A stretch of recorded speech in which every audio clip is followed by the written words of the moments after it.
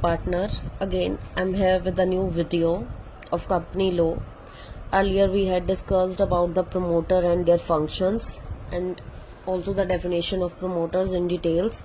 Our today's topic is legal position status of promoter. So let's start. A promoter does many extraordinary things from the initial planning till the commencement of business of a company. It therefore becomes important to know what exactly the relationship between the promoter and the company and what is the legal status of the promoter. This is an important question. Promoters जो है वो एक तरह से उसके mind में idea आता है, वो कंपनी को बनाता है, बहुत सारी एक्स्ट्राऑर्डिनरी थिंग्स करता है कंपनी के लिए, इनिशियल प्लानिंग्स करता है. तो ये जानना बहुत ज़रूरी है कि कंपनी और प्रमोटर्स के बीच क्या क्या लीगल रिलेशन होता है. But the crux of the question is on whose initiative does the promoter act, who gives the order to the directors. In other words, what is the position or status of the promoters.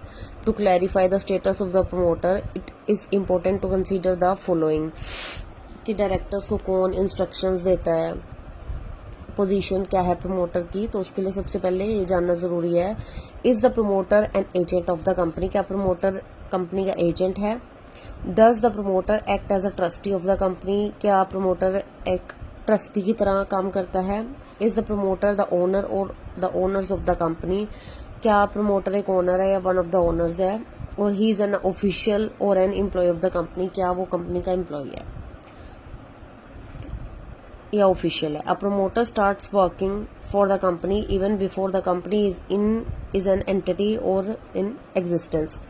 There being no entity or existence of the company, there can be no contract between the promoter and the company. As such, in the absence of any contract, there can be no such relationship because the promoter can act as an agent, representative, trustee, official or employee of the company only if there is a contract to that effect. जब promoter के mind में idea आता है, वो company form करता है, तब company existence में नहीं आई होती और ना ही कोई कॉन्ट्रैक्ट बना होता है प्रमोटर या कंपनी के बीच में.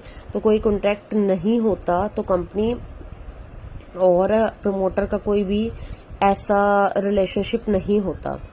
Because the promoter can act as an agent भी काम करता है, रिप्रेजेंटेटिव भी काम कर सकता है प्रमोटर, ट्रस्टी भी काम कर सकता है, ऑफिशियल एम्प्लॉय भी. Only if there is a contract. अगर कॉन्ट्रैक्ट नहीं है तो प्रमोटर ये सब नहीं है. The company can make a contract only after it's registration. अब आप सबको पता है, जब कंपनी फॉर्म ही नहीं हुई, इनकॉर्पोरेट ही नहीं हुई, तो कोई भी कॉन्ट्रैक्ट नहीं बन सकता.